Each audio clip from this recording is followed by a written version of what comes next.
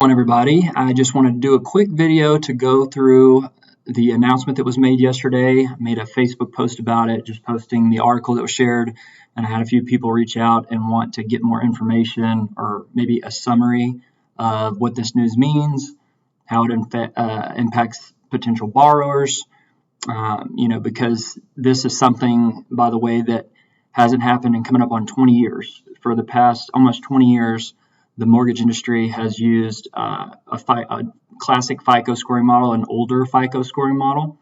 And even though new scoring models have come out pretty regularly since then, the mortgage industry has been one who has stuck with an older FICO scoring model the longest. Auto dealerships, credit card companies, you name it, have upgraded and started using newer scoring models. And so this is a pretty big deal. It's going to impact a lot of people. It's going to be a process of rolling it out. They're calling it right now a multi-year transition period, but some of these things will happen sooner than others. And so we'll go through that. It's definitely something for people to be aware of right away, because, again, lenders are going to have the opportunity to start using these new scoring models. And I think once it sort of catches some traction and a few companies start doing it, other companies are going to feel possibly some pressure to jump on board as well, because it's supposed to be a more inclusive scoring model that allows more people to get approved, potentially people's scores to be better. That is 50% of why they decided to do it, was just to possibly make it easier for more people to be credit ready to be able to get a house specifically. So, like I said, they're calling it a multi-year transition period. In a minute, I'll explain why some things are going to take longer. But again, not everything. Some of these things can be done pretty quickly. So it's been in the past that mortgage industry, the loan officers use a scoring model that is FICO 2, 4, and 5. It's each bureau basically has a slight variation of the same scoring model. The new scoring models are going to be a tri-merge, as in every bureau is going to use the exact same scoring model. So that'll kind of clear up why our scores are so different in a lot of cases. Everything should be a lot more seamless and easy to understand. They're going to use two different options. FICO 10T and Vantage 4.0 are the two different scoring models that lenders are going to be able to choose between. They're very similar, actually. They both do things very similar. As some of you may know, Vantage score is not a score that really many lenders that you and I know of use or have used, but it's the credit scoring model that you see on like Credit Karma and things like that. Credit Karma uses Vantage 3.0. Vantage 4.0 is a newer scoring model. The main thing is that is something called trended data. So basically, you take a snapshot of your credit report. Has kind of been the way that they've sort of called it in the past, a snapshot of where your credit report is in that current moment, and they just assign a score to it based on how it looks in that current moment. Now, they're going to look over a 24-month period. So it's more like a short story or a short video of, how your credit's looked. How have you managed your credit card balances over that 24 months? Do you carry balances every single month? Do you have maxed out credit cards that you just pay minimums on every single month? Or do you pay your credit cards off in full? There's some leniency. If you were to go on a big trip and you were to, 1 month out of the year, carry a high balance, but then the rest of the year you keep a low balance, then that's fine. It's not going to impact you. But it's just basically machine learning or AI's way of using how you manage your credit cards over a 24-month period to determine, what sort of risk you are. And then also with how you pay your bills that report to the credit bureaus. So an auto loan, do you pay it, 15 days after the due date? Do you pay it right before it would be 30 days late? Or do you make the payment early? Do you make it just on time? Those types of things. So they're really getting a better, more transparent look at how you manage your accounts and how you pay your bills. And I agree that is a better way of assessing somebody's risk. One downside, and we'll get into a little bit more of the differences, is it could impact, people who carry higher balances, or, if you have a recent late payment, that can now impact your score more. It seems like they're really It's more like recency, how recent a negative occurred is going to impact you more now than ever before. Studies show that those who do not pay their credit cards off in full each month are between 3 and 5 times more risky than people who pay their credit cards off in full. So that gives you a pretty clear indicator of why they're doing that. But again, trended data is kind of the main thing that these two credit scoring models have that has never taken place before in the past. So that's a big change. So with FICO scores, they range from 300 to 850. This Vantage scoring model will too. So there's 550 available points. This is how FICO breaks that down. 35% of your score is payment history, 30% amounts owed, so your credit card utilization, but also your balance to limit ratios on your installment accounts. That's a big percentage. Length of credit history, new credit, and types of credit. So you can see the 5 things that FICO scores look at and the importance basically given to each one of these 5. So that's not going to change. FICO scores are still calculated the same way. The big difference, again, is going to be the trended data part. But that's how FICO breaks down those 550 available points. Vantage 4.0 is a little different. So 41% of the score is your payment history. So this is, again, part of why, a negative account could potentially hurt you more now than ever. 41% is even more than 35%. So they look at your payment history even more heavily than FICO scores do. 20% is basically your debt to credit ratio. And then the next 20% is your age of your credit accounts. So that's different. It's 15% with FICO scores. With Vantage scores, it's 20%. 11% is just your total debt. How much debt do you have?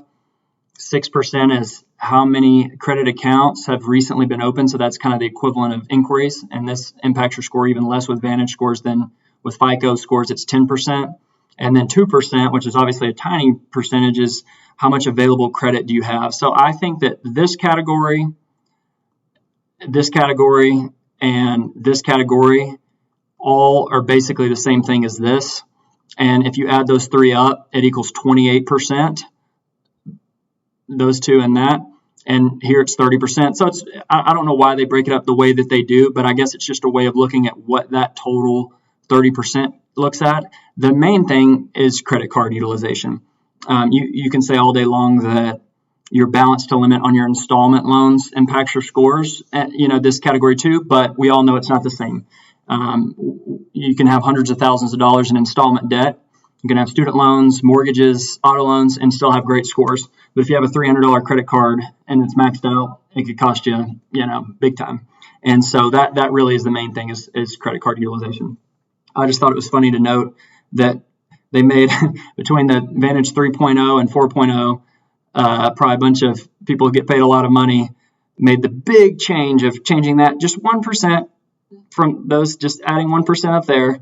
And then down here, they kind of switched these back and forth. So I found that fascinating that they made those massive changes between 3.0 and 4.0. Kidding. All right. So kind of breaking down the difference between FICO and Vantage. If you don't have credit at all and you need to start building credit, with Vantage, you get a credit card, a secure credit card, let's say. It takes just 1 month of having that card, and then you're going to register a score. So this is going to be a big deal. There's a lot of lenders right now that love this because they probably see people all the time that just establish credit, and they know that they're going to have to wait 6 months before they can register a score. Now, when both of these scoring models show, they know that their client will only have to wait a month. So that's a big deal. That's very helpful in terms of being able to hurry up and register a score quickly. It'll be interesting to see what that score is. Somebody has a 0 credit score, nothing on the report, and they get a secure credit card. What will their score register at after just 1 month? With FICO, if you have nothing on your credit report and you get a secure credit card, assuming when it does report and register at the 6-month mark, you're typically going to be right above 700. So you're already off to a good start just by 6 months of on-time payment history and keep the balance low. Your shopping window. So this is when you apply for a mortgage. Or separately, if you apply for a car, you have a shopping window where you can apply as many times as you want in that window, and it only counts as one hard inquiry. So with Vantage score is 14 days, FICO is 45, so a pretty big difference.